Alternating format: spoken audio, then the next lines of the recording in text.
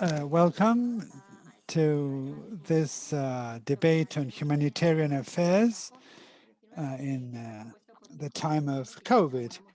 It is made up of 5 sessions, and today is the first session. This cycle is within a project financed by the European Union and the Executive European Agency for Educational Culture. This project was funded by Alianza de la Solidaridad too, and they're a member of ActionAid. The cycle has been organized between IECAH, the Institute of Conflicts and Humanitarian Actions, and Alianza por la Solidaridad. My friend Alvaro and myself I am Alicia Dassa. I'm a researcher of IECAH, and on behalf of Alianza, we've had Maria Salvador, Cristina Selva, and Maria Miguez. So I just wanted to thank them for their collaboration, and I also want to thank the different speakers that have agreed to join us this afternoon. And thanks to this partnership, we are going to be having people from different levels, from the local level in the different countries and from a more international level. The structure of this cycle is going to be as follows. Today, we're going to have a debate on the challenges of the international aid system, and we're going to be having 3 speakers that you also know very well. The panel has been possible thanks to the effort of our speakers. The presentations are going to be given in Spanish, and if you wish, you can use a simultaneous interpreting service, which you can select at the bottom of the screen. And then this is, as I said, the initial conference, but then on the 8th of April, there's going to be a panel on the value of female leadership, which is going to be in English, and apart from international speakers, we are going to be having presentations from Gaza and Malawi. On the 12th, we're going to be dealing with forced displacement, and we're going to be having a speaker from Colombia, and we're going to be talking about the money transfers. And this panel will be held in Spanish. On the 13th, we'll be focusing on improving humanitarian response with people from Haiti and experts from the Alliance initiatives. And that is going to be done in French. And the last conference will be taking place on the 15th, and there we'll try and draw conclusions from all that we have learned during the pandemic. And we will be having 3 speakers for that, and we will be extracting lessons from the different conferences. Each session will last 90 minutes. During the first hour, the chair is going to be launching a series of questions, and in the last 30 minutes, there's going to be open participation. For this open participation, we would like to ask you to write down your questions in the chat section. Don't forget to state your name and the organization you belong to so that we can identify you, and write your question in a clear and concise way. The chair is going to be asking the questions of the different speakers. This section is being recorded, and afterwards it will be uploaded to the Institute's YouTube channel, both in Spanish and in English. Today is a special day because apart from the panel itself, we will have the opening session with Cristina Muñoz, who is the director of the Alianza. So Cristina, you have the floor. Hello, good afternoon, everybody. Right, welcome. I can see some familiar faces. I come from the Spanish chapter of ActionAid, and I want to wish you a warm welcome on behalf of my organization. We have collaborated to develop this cycle. I'm going to be very brief. I just wanted to mention uh, a few things about our political approach and how we conceive humanitarian action. Allianz Action Aid is a member of this federation, which is present in 53 countries, and Action Aid advocates a profound transformation of the economic and social system that prevails in the world, trying to support the most vulnerable communities who are on the fringes so as to allow for transformation that makes change possible. And our association believes firmly in the leadership of the South. And that's why we are based in South Africa. And we have a governance system where everybody has the same power, and we really strive to decolonize our own organization internally. At a humanitarian level, the COVID crisis led to a series of response programs in over 20 countries. And this pandemic has resulted in full participation from everybody in the organization. We made a plea last year at a world level, and even if our mission goes beyond humanitarian action, because we also work in the fields of development and human rights, response to COVID was a very important part of our job last year. COVID has transformed us deeply, but when we speak about humanitarian response, we speak about the challenges that exist, but we also try to see what opportunities may have arisen and what the transformational potential may be of a crisis of this magnitude. And this is a very important element of Action Aid's humanitarian policy.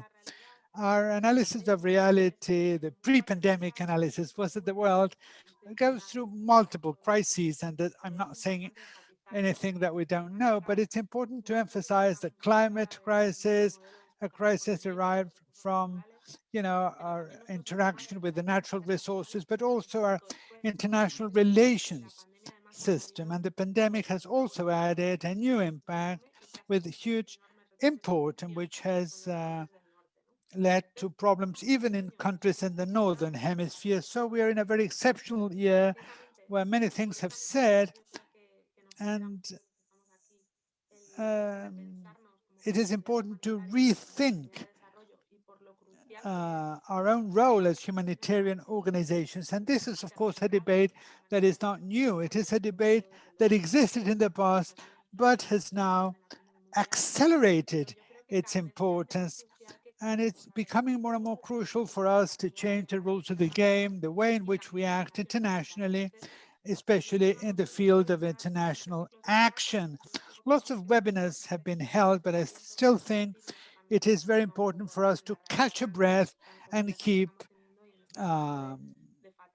giving our all to this endeavor. And this cycle has been conceived to contribute to this rethinking process and be able to extract some lessons from what has happened during the pandemic, so that we can rise up to the challenges posed by COVID. As Alicia said, our proposal is basically a combination of an academic analysis and concrete experience. And we also place great importance on local experiences.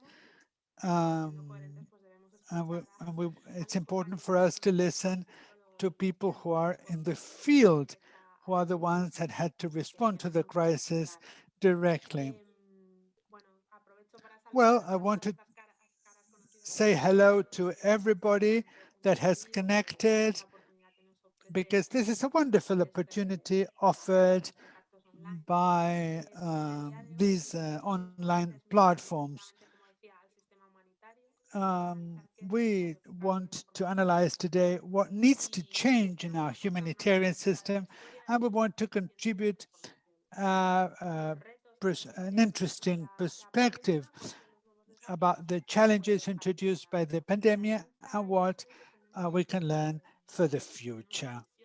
In Alianza, we have a vision as to how things should be done, how this transformation should be conducted in this sector, which I think contributes value, and it's consistent with what I was saying before about how we should decolonize our work, how we should decolonize our structures.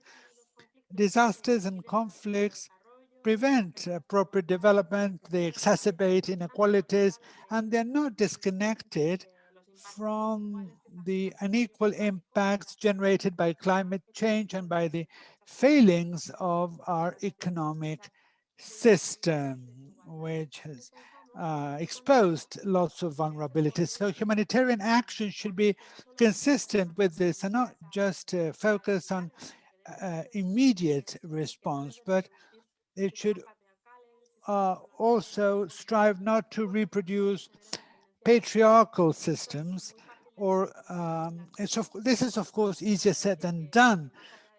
So of course we have this vision and we're generating examples as to how we should move forward, but we think it is crucial for us not to reproduce the same power structures that have bedraggled us in the past.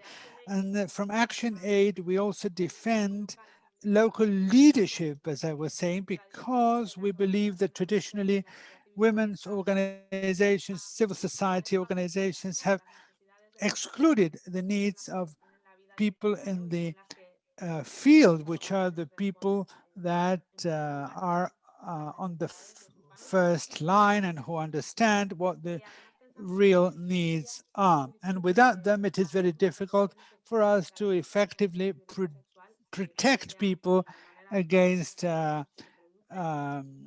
gender violence, sexual violence, etc.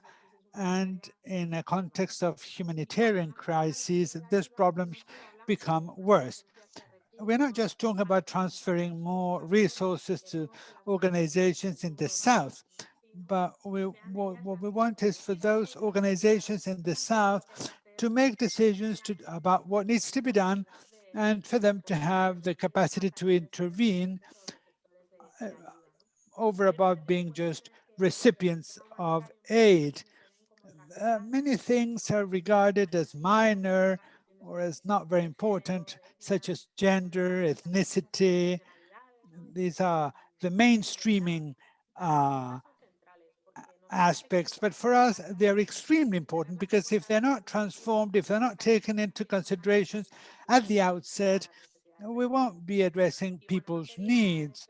And I just want to conclude by thanking the organizers, my co-organizers, for doing such a good job. And I hope you enjoy these conferences, and I hope that the lessons learned may strengthen the humanitarian system, which is so very necessary. So I will give the floor to Paco, who is going to be the chair of this session. Thank you. Hello, good afternoon. Thank you very much, Cristina. Thank you, Alicia. I am Paco Rey, co-director of IECAH, and together with Alicia and our colleagues from IECAH have been organizing this cycle. I have been asked to introduce this panel, which is aimed at offering a general framework of the different transformation needs of the so-called international humanitarian landscape. This terminology of humanitarian system has been consolidating, but it's really a misnomer because a system sometimes implies a very organized structure, but this is not always the case. But it is a good idea to call it a system that should respond to the needs arising from disasters and conflicts, and which is not always capable of doing so. So in this panel, this is precisely what we want to do. What we are going to do is go deeper into this, in line with what Cristina was saying, and try and see what would be the main challenges so that the system as a whole can improve. Let me launch two ideas before I introduce my colleagues. The humanitarian realm has been capable of learning from its mistakes, and this needs to be recognized. Those of us who've been in this sector for some time have cried a lot after Rwanda, after Bosnia, after Haiti, but we have been aware that after those hurdles, good things have emerged, such as the essential humanitarian norm, the coordination mechanisms, the cluster system. So the system has shown, its resilience, and this resilience was shown at the Humanitarian Summit of 2016, where there were some commitments made that are slowly coming to fruition. But many of the transformations we're going to be talking about had been suggested before the pandemic, as Cristina was saying. The pandemic that broke out a year ago only accelerated some of these questions, and that is precisely what we're going to be talking about. And a second idea is that in the humanitarian world, there's a coexistence of different approaches in different cultures. We share some common aspects, some principles, and some other things that we're going to be revisiting, but it is obvious that humanitarian action covers things of different religious, methodological nature. So it is a good time now, a very timely moment to discuss all of these things. Now, to do so, we have two wonderful speakers who know these topics like the back of their hands, and they also work for organizations that are at the forefront. First of all, we have Véronique. Hello, Véronique. She is Deputy Director General of the URD team, headquartered in France, in the French mountains. And this is an institution which has long led many of the debates on quality of aid, evaluation, and things of that kind. And Véronique herself, for many years, has worked in the field with NGOs, and she has first-hand knowledge of many aspects to do with the humanitarian action. The ORD group has been at the forefront of humanitarian aid. And for us, it's always been a privilege to have them as partners and as friends, and invite them to participate in many of our projects. And the second speaker is Ignacio, who's Executive Director of the International Council for Volunteering Agencies, which is a huge network of NGOs headquartered in Geneva. And this is one of the networks that is doing the most in terms of influencing international organizations in topics to do with protection, displacement, etc. Many organizations such as Action Aid are members of ICVA, and they play a very important role in the leadership of those advocacy initiatives with vis-a-vis states, international organizations, and they're precisely headquartered in the humanitarian capital of the world.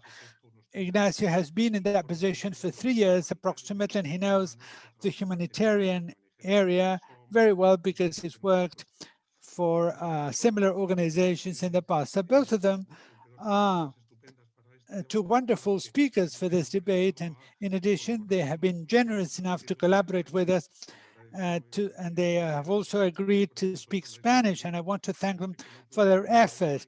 Both of them speak Spanish very well, but I know it's not their mother tongue, so I'm very thankful to them for their effort. So I'm just going to be talking about some issues, and we're going to be having a dialogue with both of them and reviewing some of the key elements of the reform of humanitarian action and the improvement of the needs of our world, basically. So I will start by that, Veronica and Ignacio. The humanitarian world in the last few years has not really generated enough resources to respond to all the needs there are. The different international organizations speak about an aid gap. And with the pandemic, this gap has broadened. But just to start with, what is your first assessment of the performance of humanitarian action at an international level in the last few years, and particularly after the outbreak of the COVID pandemic? So this is just a few comments about, by way of introduction. Véronique. Hello, good afternoon. Good morning, depending on where you are. Thank you very much, first of all, to IECAH for inviting me to this interesting debate. As Paco said, I'm going to be speaking Spanish to the best of my ability. But of course, it is not my mother tongue. Well, now talking about the international system to respond to healthcare crises, and after that we can talk about the international system in broader terms to do with humanitarian action, but to respond to healthcare crises, I think that the last few years, the international system has learned to respond to crises such as cholera or epidemics such as Ebola, and in the last year, the COVID epidemic, and as in other sectors, the performance is linked to the knowledge and the expertise practitioners have. The more we know about things, the easier it is to resolve them. And it has to be said that different systems have made a big effort to respond to this unknown pandemic we're in, and the learning curve has been really quite challenging. Now, to answer your question, Paco, let me go back to the results of the evaluation we carried out recently of the response of 14 British organizations founded by the Disaster Emergency Committee to respond to the COVID pandemic in 7 countries in conflict. So we carried out an evaluation in Afghanistan, Bangladesh, Congo, Somalia, Southern Sudan, Syria, and Yemen. And the results of that evaluation, of those evaluations, were that the efforts were real and effective to implement the lessons learned beforehand, protect the teams, and adapt the accountability system to these difficult situations that we have been experiencing. But the most difficult part is to respond not so much to the healthcare crisis as such, but to the multidimensional crisis, especially in the economic and social aspects of the crisis. Nowadays, the levels of food insecurity and economic insecurity, well, schools have been closed for more than a year in some countries, and this exceeds by far the capacities of the humanitarian systems and the international solidarity system. So the question is whether the international systems, as it is nowadays organized, can adapt to that high level of crises. And the question that has been asked, or that one could ask, is whether that crisis could be related to the crisis related to climate change and the risk of a global crisis, which is very tangible nowadays. The coming economic crisis is quite frightening, and also the increase of nationalisms and the decline of multilateralisms and the problems with humanitarian financing. So the challenges are really very tangible for the future.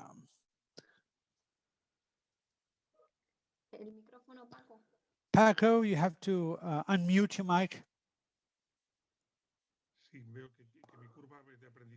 Yeah, my learning curve is still very slow, says Paco. Thank you very much, Véronique, for this explanation. So from a healthcare crisis, we could perhaps move to a more systemic crisis. Ignacio, as director of a network that has so many agencies, which are so diverse, how does ICVA conceive the humanitarian performance during this crisis? Thank you, Paco.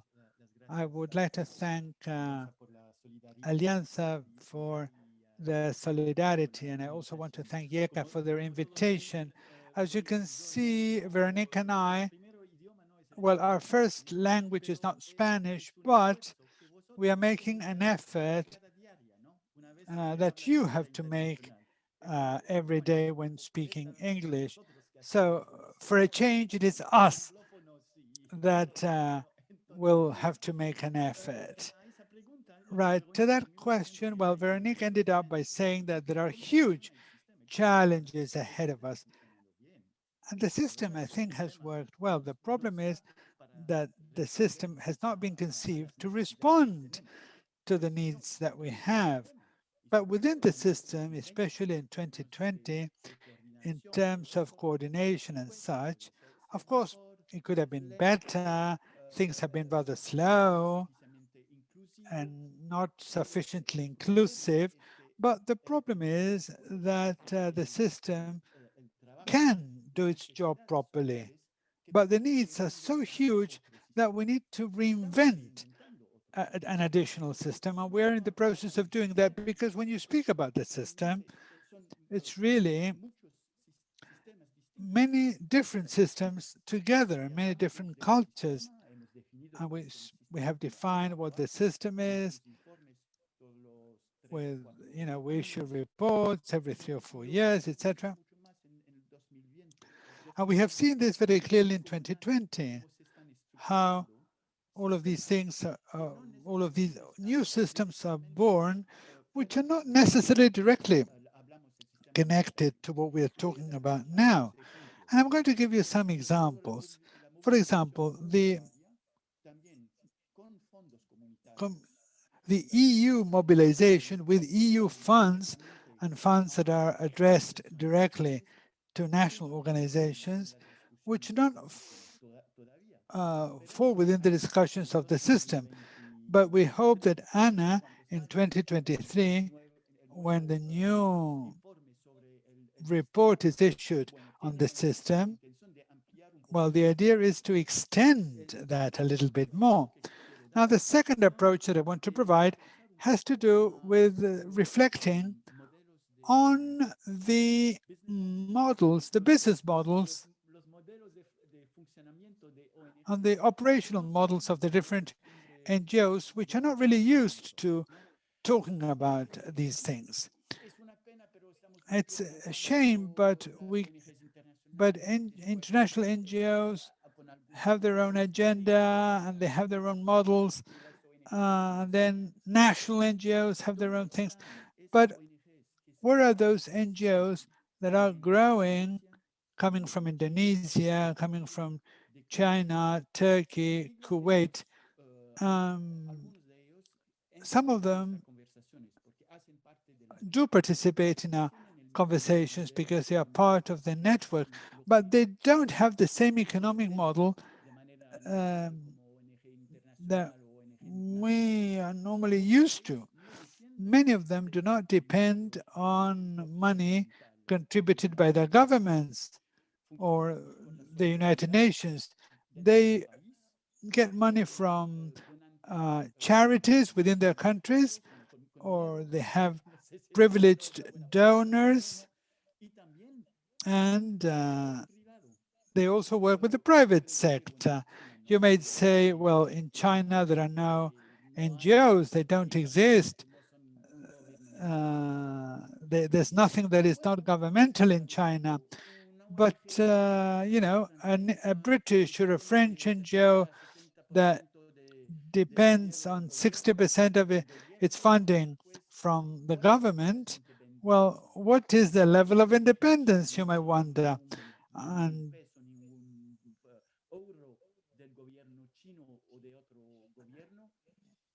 but, you know, if a Chinese NGO receives no money from the Chinese government, then, you know, they perhaps could be considered more independent. And we should also think about, you know, giving the NGO culture a higher value. But we should also think that apart from the NGOs from Europe or North America, there's other NGOs that people don't talk about. And the power of those NGOs is increasing exponentially. And also, at the time of a crisis where there's more national than international coordination, this is especially important. We can think about one of the latest humanitarian responses in Indonesia is an example of that. And to conclude, just think that it is true that there's not enough resources to respond to what we really need, but we should also remember that if we keep increasing budgets and we keep asking governments for money, something that needs to be done as a moral obligation, but it is perhaps more efficient, and here there's also the role of national players that's very important. It's important to also to reduce the needs that we have. And those are the three goals that we should focus on. Of course, we need to keep asking the governments to contribute more money, but that is not the only response. I'm going to stop here because Paco might want to go deeper into some of these topics. Thank you. Yes, both of you have spoken about the need to incorporate something that goes beyond the vision of classical NGOs or UN organizations and classical agents. When we talk about these things in Spain, in training courses with NGOs, we always ask the same questions. How do we classify Cuban doctors? Because in different countries, there are other ways of solidarity, other forms of solidarity, but which do not fall into the usual categories. So why do you think after the Humanitarian Summit of 2016, people kept talking about localization? Why do you think that that aspect is moving so slowly in the conventional humanitarian system? What reluctance is there in the humanitarian system? Why don't people want to more decisively incorporate localization to the discourse? Who would like to start?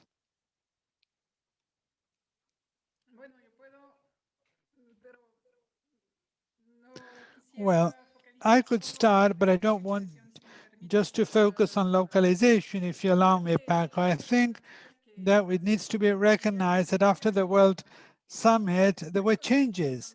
There are things that changed for the better. For example, there's a better coordination between the different players, the link between emergency and development, financing over a longer period of time. There's some people that have started working in humanitarian affairs. Well, I remember that ICVA gave financing for 3 months or 6 months, but now we can conduct programs that are several years long.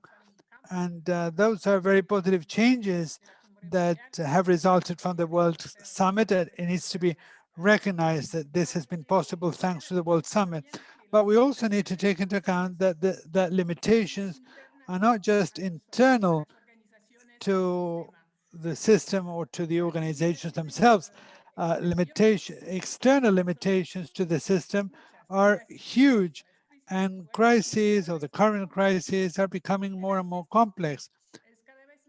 Access is more and more difficult, and all of that goes to question the operational methods, and in some cases, international solidarity becomes a political issue. So there's what we can change, and then all other elements around the system, which makes changes more difficult. But within the system and within organizations, there is also the fact that many of the changes arising from the World Summit are profound modifications. And now going to your specific question about localization, and as Cristina said, it's not just a question to do with the budget, having a higher or a lower budget for local counterparts. The thing is, who makes a decision? What is the operational model? And that change, that discussion has not been had in too many places, even within organizations, like talking, who makes the decision? Who is going to decide the way in which organizations act? And who are we accountable to? Because if we need to be accountable to donors, and accountability is always vertical, based on norms that are not discussed or not disputed at the level of the programs, then we are not going to change anything. So I think that this is the most complex part, and those are the most difficult changes to implement. And I don't know, perhaps in some organizations, this type of issue is discussed, but in many others, in many fora, international fora, people talk about financing, the percentage for local players, but the real issue is a question of power, basically. Would you like to add anything, Ignacio? Well, Véronique ended up by talking about the most important thing, which is a question of power. And if between NGOs, if we fight with one another, in some countries there's a huge tension between national and international NGOs. I feel it a lot more intensely than in previous years, because now I start my day in Bangladesh and I finish it in Mexico, because people may invite me to give talks here and there, and as ICVA is an organization that has members that are very powerful international NGOs, but it also has members that are national NGO fora. So within ICVA, there's very heated discussions, and Véronique mentioned it very clearly. The question is, where does power lie and how is power shared?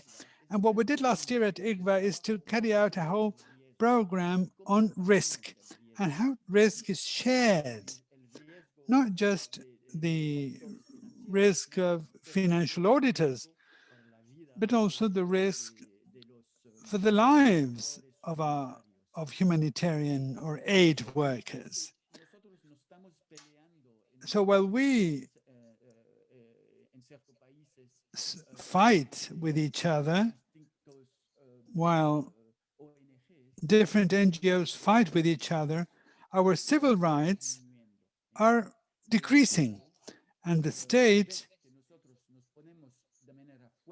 is taking advantage of the opportunity because, remember the saying, divide and rule. So if you're not united, the state will always rule. Legislation over NGOs, access to populations is going to become more and more difficult. And 2020 was, for reasons that may be valid, 2020 gave many governments an opportunity to reduce civil rights, make it more difficult to get access to populations.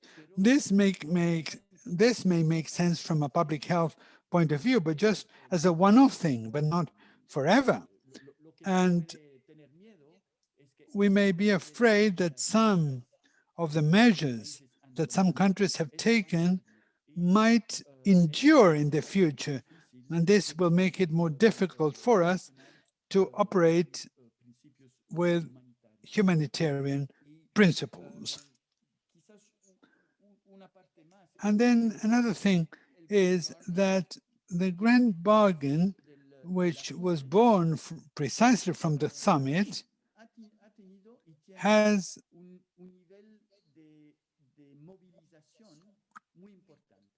induced a significant level of mobilization. About 59 countries, or 59 governments or NGO or UN organizations have signed it, and it has been able to mobilize a lot of people.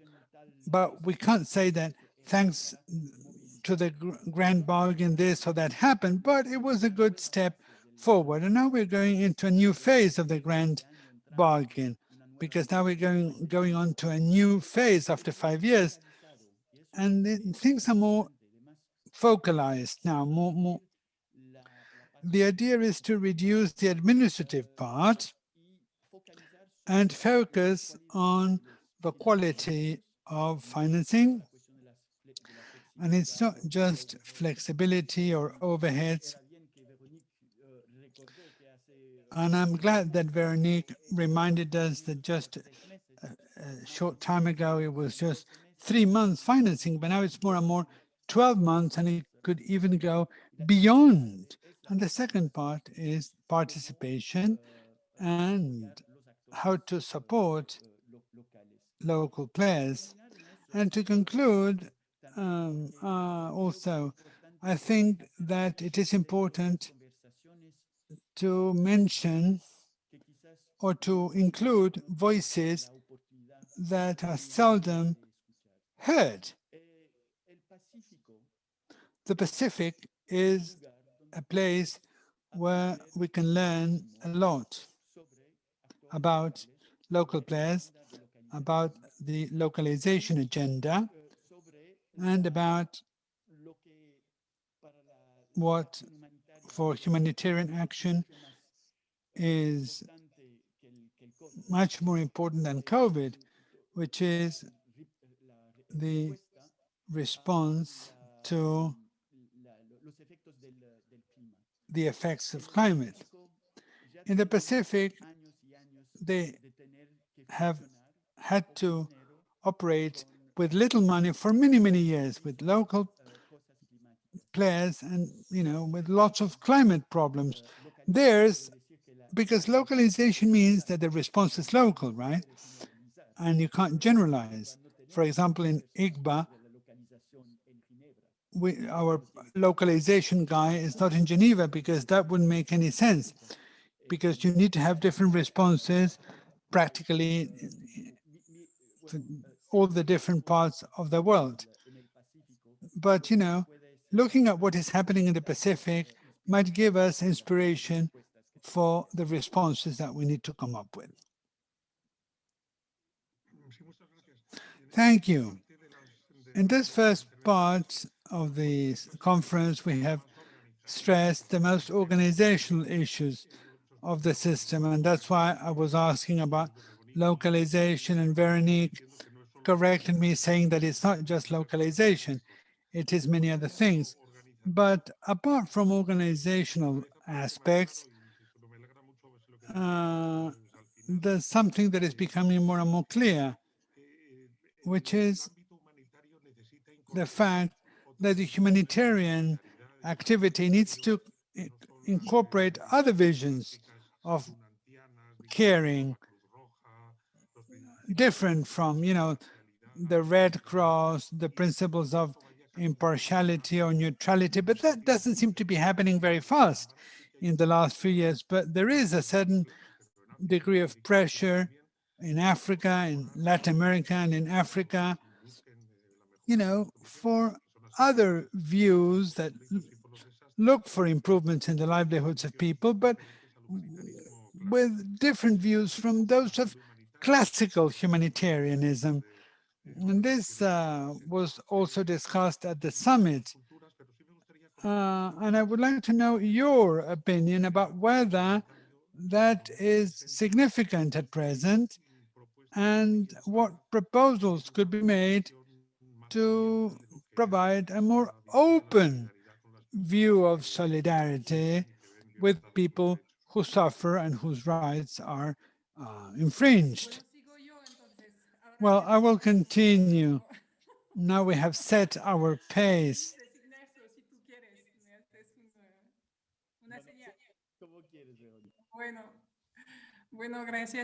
Thank you. I think that you're right, Paco. There is an organizational level in many societies, which in the global south, who want to, there's more horizontal decision-making structures, but I don't know whether that is something that only happens in countries in the south. I'm going to tell you two short stories, but I've just come back from Lebanon, and in Lebanon, in the last few months, we made a few visits in the south of France, where the Alex disaster happened in the mountains of the south of France. And we found groups of people who live in a local place who don't wait for others to come and tell them what to do. They just organize themselves, and they started organizing themselves in Beirut. I was in Beirut last week, and I met with volunteer organizations with an impressive level of strength, which I had never witnessed, or at least not for a very long time, in our institutionalized humanitarian world. And very, very efficient too. The response the response, well, to the explosion of in the Beirut harbor was really impressive. And they even cast a critical view on the classical humanitarian system, which is so much more so much more costly than, these local groups who work locally to reconstruct huge neighborhoods or different buildings from the ground to the top floor. And in the south of France, we also found groups of volunteers who have been supporting, well, they work together with their local councils in remote areas where the state struggles to come, or they're not really present there. So this is based on individual solidarity. This is just groups of volunteers. And so I don't know whether this is something to do with, has to do with Western humanitarianism, or whether there's so much access to information, there's people are more willing to act, perhaps. And this clashes with the old system, which was too vertical. For me, it's more a question of horizontal organization and a willingness to act and to do things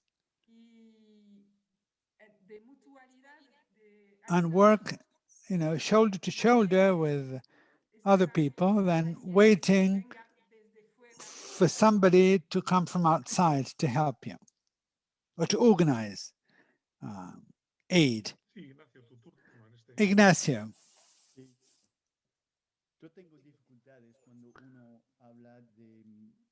Well, it's difficult for me when you speak about Western humanitarianism, because the question is to save lives and reduce suffering and protecting human dignity. That is the definition, right, of humanitarianism. And the values of humanitarianism are not Western or Eastern, they are universal. They're the values of peace, of freedom, equality of rights, dignity, and humanitarian principles, neutrality, impartiality, and independence are universal values. It is the way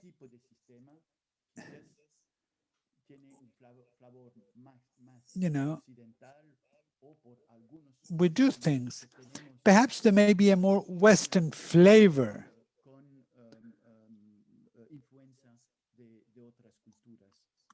But the values are universal, and the humanitarian principles are universal. And I know that I'm not an academic, but when I can, I reject that idea that these values belong to the West. The UN Declaration of Human Rights includes universal values, and it is important, for that group in Lebanon working in a village without any external support, those people are also connected by those values. So we shouldn't confront values. These values are Western, values are not Western. Probably systems may be more influenced by one culture than by another. And it is there that Action Aid and other NGOs are making a huge effort And it is very important for us to make the efforts within organizations like ours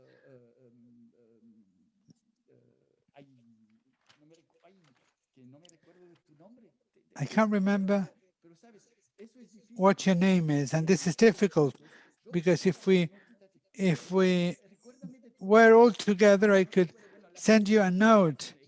But this lady from Action Aid, Véronique, she was speaking about decolonization of aid. And what we should do is work within our organizations, first of all, recognizing that we have biases. I have to recognize that when I think about some situations, have generations behind me that make me think in one direction and not in another. Recognizing that is in itself very important. And then within our organizations, we need to make sure that there's as much diversity as possible. And that doesn't just mean people from different regions, people from different ethnicities, or men, women, etc. But just also different ways of thinking. And in that way, we are going to really make our organizations more diverse and therefore be able to better respond to different situations, but values are universal. ¿Puedo añadir una cosita, Sí, sí, por Paco? supuesto. I would like to add something, Paco. I think that Ignacio said something before, which I agree with. Some of those organizations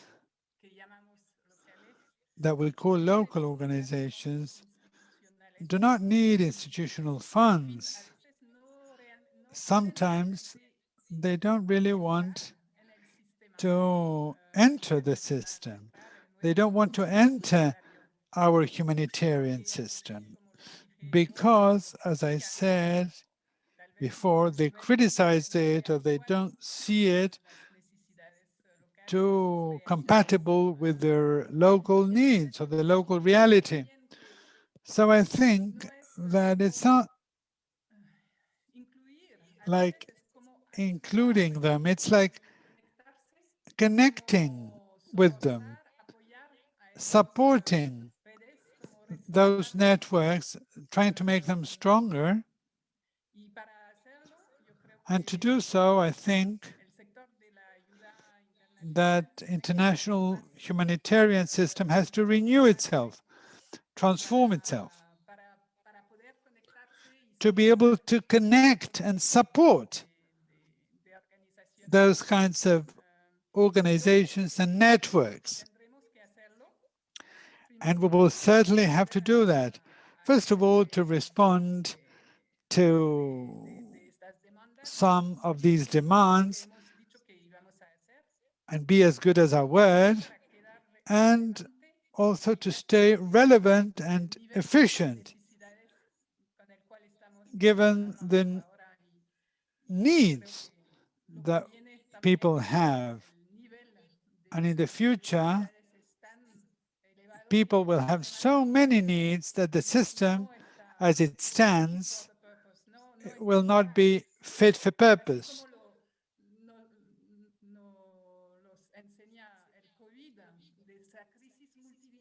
Now, from this huge multidimensional crisis of COVID, even if the system is acting properly, and I agree with that, the system is doing its job, but it's not capable of responding to such huge needs. And in the future, with climate change, with so many crises, different crises, I think that we need to think how we can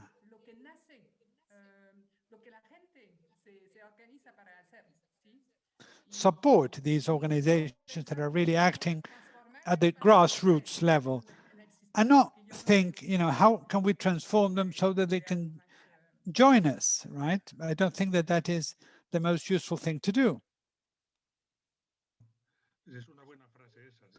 Yeah, that's a good thought, right?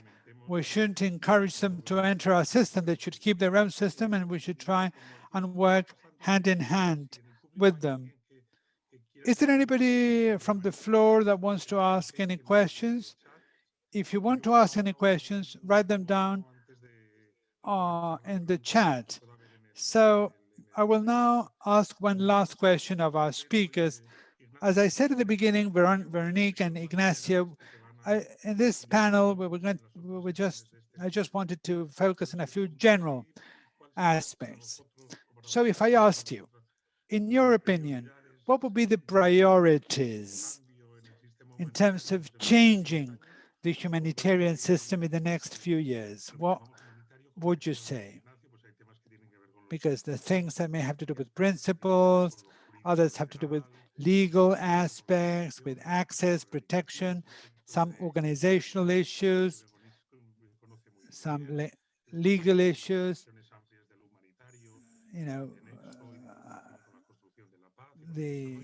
peacekeeping,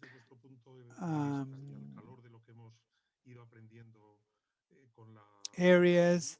But in your opinion, in what areas do you think that most changes will be made in the next few years? Ignacio, would you like to break the ice? Because I can see that you're fidgeting. Well, yes, I would love to. Thank you.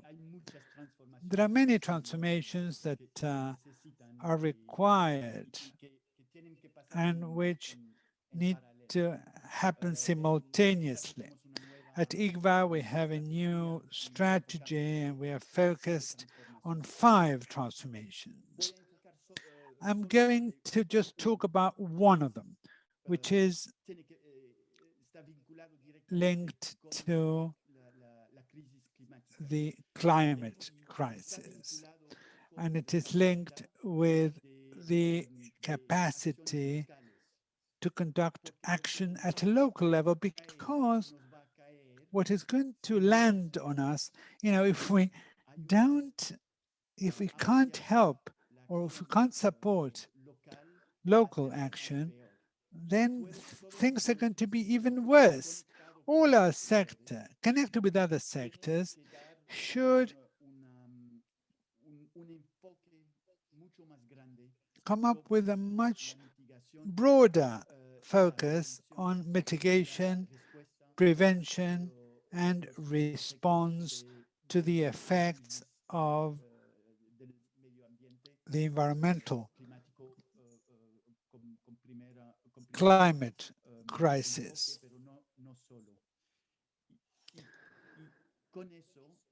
And that means that the culture needs to change.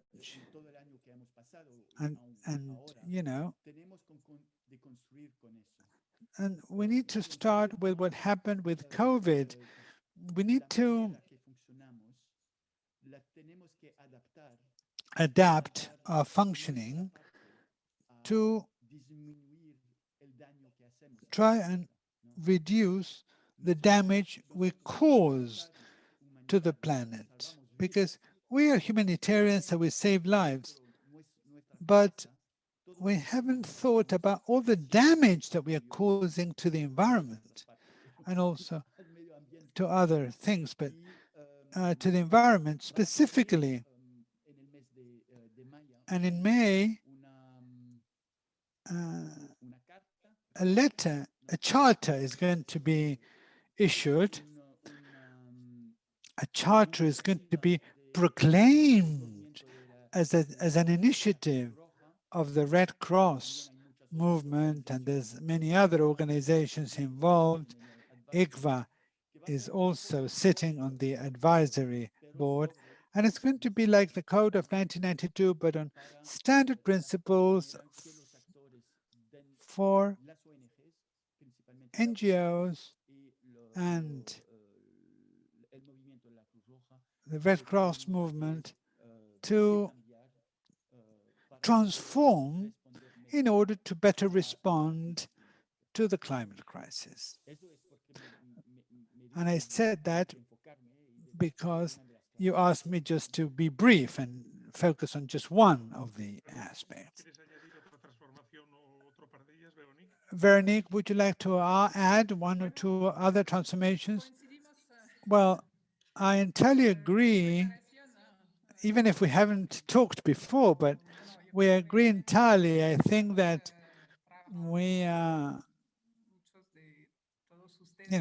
we're working hand to hand and shoulder to shoulder with many of you and different organizations in the world to address the climate problem, because there's been such a huge amount, different and successive climate disasters, and I think that all of that needs to be conceived in terms of anticipation, preparation, mitigation, and response capability. And many scientists agree that humanity has entered a critical stage in its history. Climate change, the loss of biodiversity, the degradation of our ecosystems in many parts of the world, for example, in Sahel, in Northern Africa, are making many people increasingly vulnerable. And these changes are also affecting Western societies, as I was saying. The south of France is suffering climate disasters every year now. And COVID has also shown that our societies are fragile vis-a-vis these risks. I think that the structural causes of these crises are complex, systemic, and they call into question our development models and the models we live by in our society. And the scale of those crises are such that they also call into question the ways in which humanitarian aid players do their job. So the sector needs to renew itself. It should open up to better work with diverse players, local solidarity groups, and civil protection of the different states, and learn to work hand in hand with them to address the vulnerability, the increasing vulnerability of the most fragile populations. We at ActionAid are emphasizing three main axes. I think that policies and strategies should reinforce the resilience of individuals, communities, territories, and societies. That is the first challenge. And there's many donors and many states and many players, international players, who do not place enough emphasis on this long-term view, such as reinforcing the resilience of the vulnerable populations.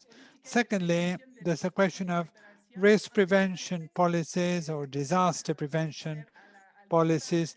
They should measure up to the current circumstances, and this is not the case in many regions, even in our own countries. In my own, I live as in a region, in a rural region in the south of France, and we don't have that risk-based culture. So we're not prepared to face up to those risks. This has been my own experience, but in many other countries, they have the same situation. The risk prevention policies or disaster anticipation is really very poor. And finally, I think that it is important to support those new actors, those new forms of solidarity, and reinforce mutual support networks, because we need that very much. That would be the three main axes. Thank you. There's no questions apparently, so perhaps Cristina would like to mention anything else that we haven't discussed.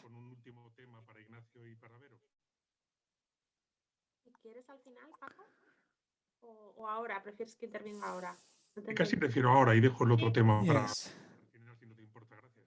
No, pues bueno, en realidad, Well, estando bastante alineada, I ¿no? También, am quite aligned with what has been said. como organización, lo que queremos es As an organization, que son las cosas we have a vision of político, a political vision that we are testing, that we are trying to convince others to join us, but we are not yet there. hay muchas dificultades. There's many difficulties and many dilemmas that we need to resolve, which are similar to the ones mentioned by the two speakers.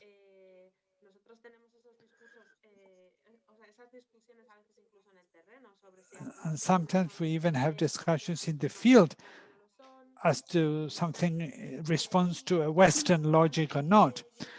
So to really transform the system, in terms of the way we fund our activities, we keep evolving and trying to test our premises, and we find many difficulties to implement all that. I don't want to be, I think that localization is fine, but we also find ourselves with difficulties to do with capacity to absorb a certain number of resources. Also, we find ourselves with an inability to understand why certain water standards have been established, because sometimes when water is distributed, we make mistakes that used to be made 30 years ago, as if we hadn't learned anything in the intervening period.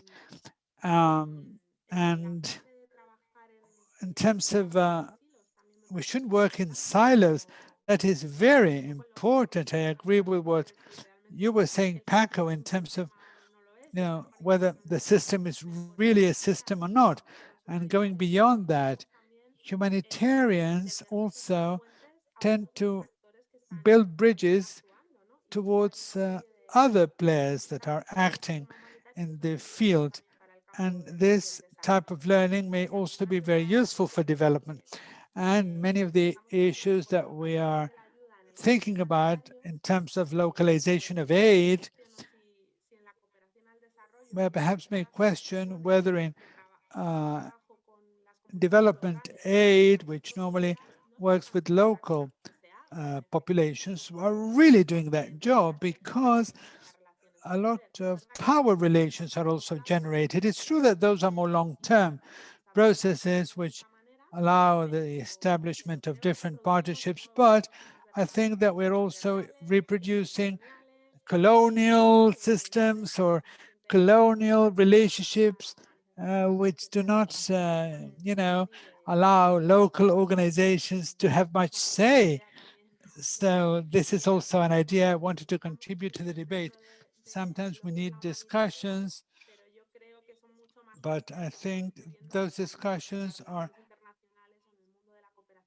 happening in the world of aid in general.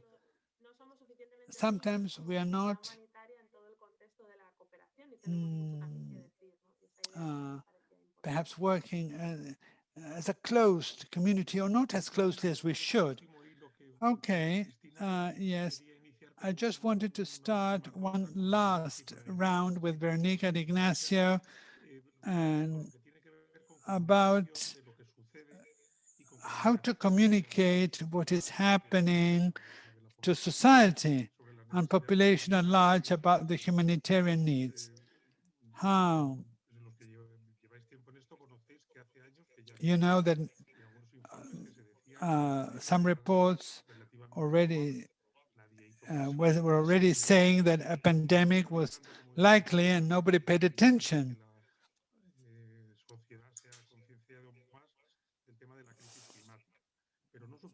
And then we have the climate crisis. So, Ignacio, since you belong to a network and you're in contact with lots of very diverse organizations, what should we do to incorporate more real communication elements about the risks, the real risks and the capabilities that communities have?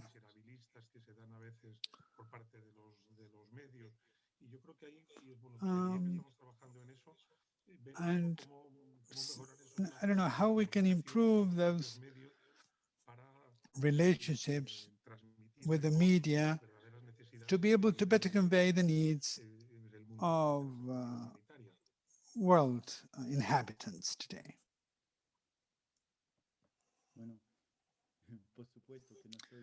Of course, I am no expert in communication, but what we have learned and what we have learned with COVID is interdependence. And international solidarity has to be linked or bound by that notion of independence. Vaccination is an important element.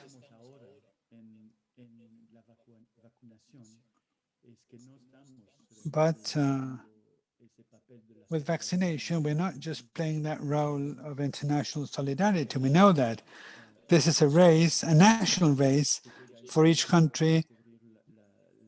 And, you know, countries are vying to try and cover as many people as possible. COVAX, I think there's 50 countries. Yesterday, I think it was decided that some countries would be supported. But the most important thing is to support the national government and the national vaccination plan,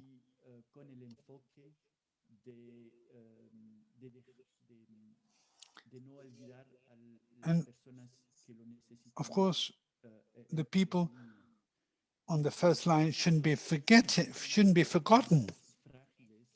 The most fragile people who need the vaccine first, those people should not be forgotten. And we're not, I don't think that those things have been too clearly developed. So that reality that all of us are on the same planet, all of us are on the same planet together, so should, you know, be more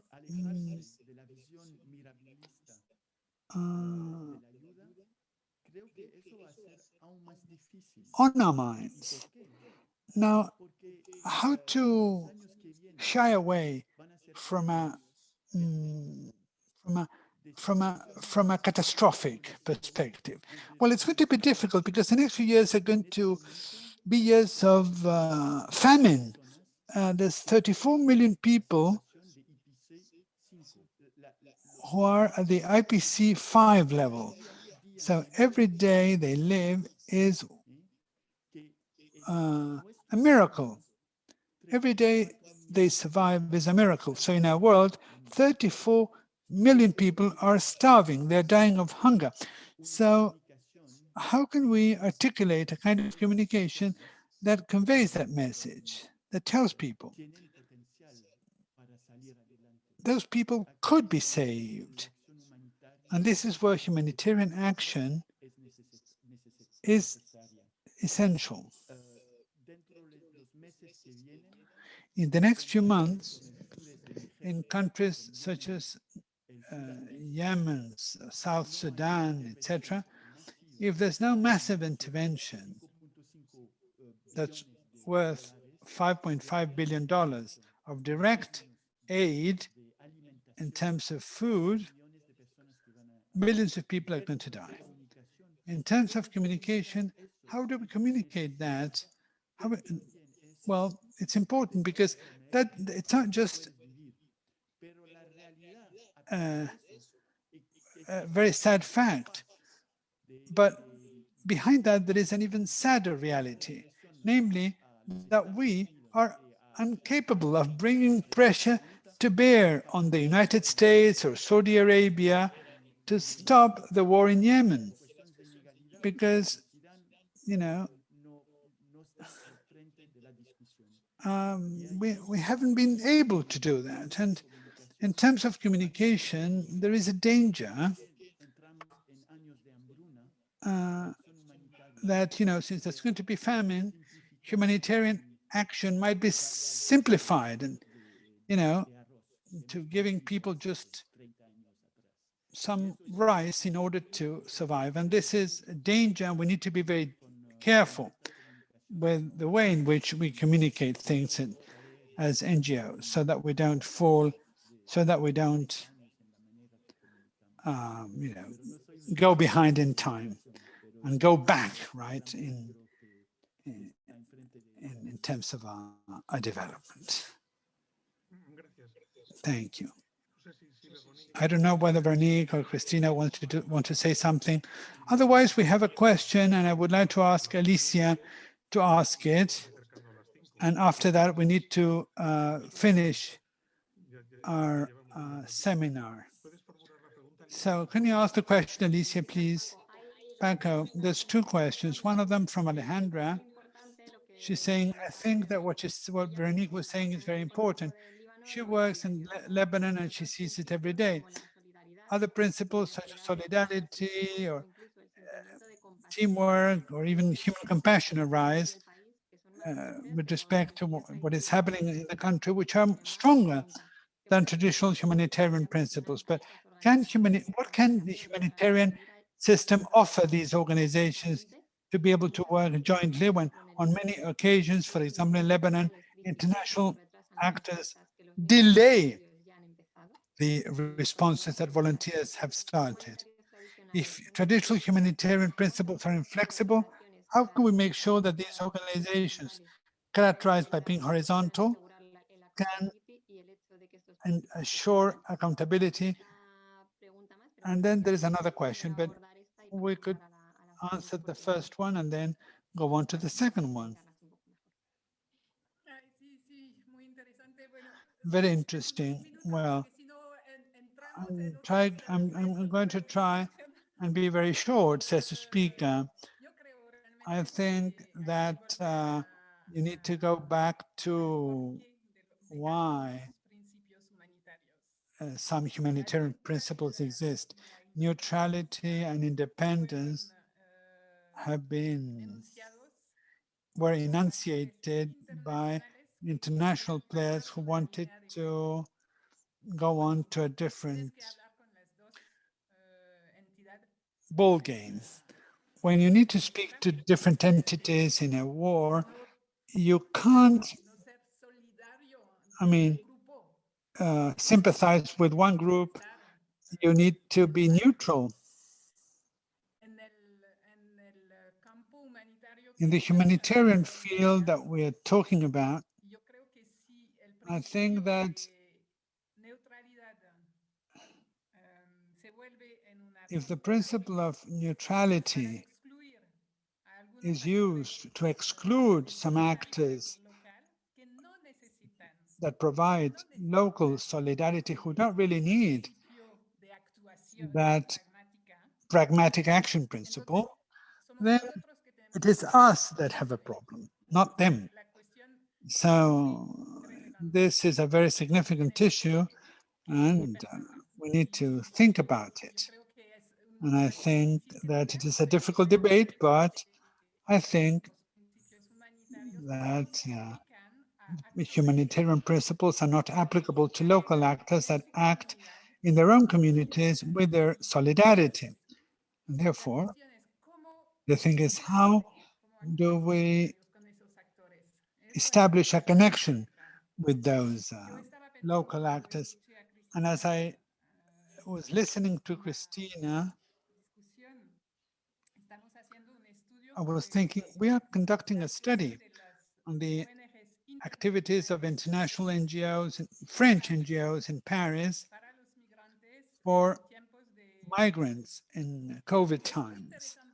And it's interesting to see how, first of all, they see it as a political action to enter into that field. They see it as something political because it is political.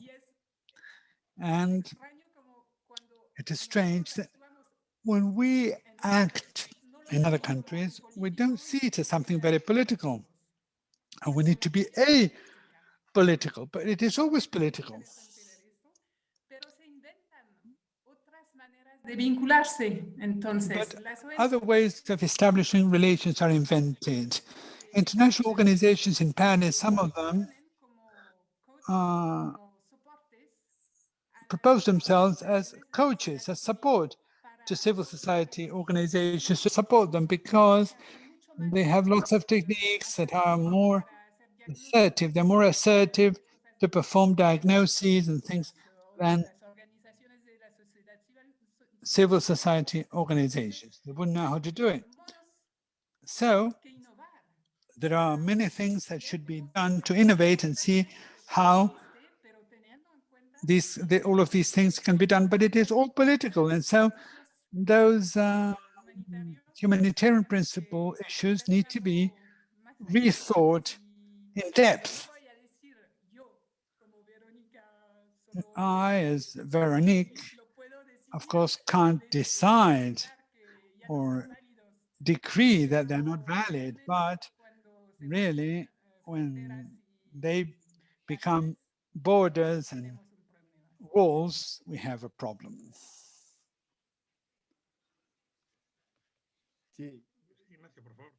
Ignacio, as you said, Véronique, we could start this discussion for many hours. I think that we need to work more in terms of responses, and the response needs to follow principles. One example, what is happening in Tigray? The PAM is working through the government. They don't have any other way out, but that means that it is the government that is decided where food aid goes. And that also means that there are populations who are not receiving any aid. If we think about what response is needed, some may go through one channel, another part may go through another channel.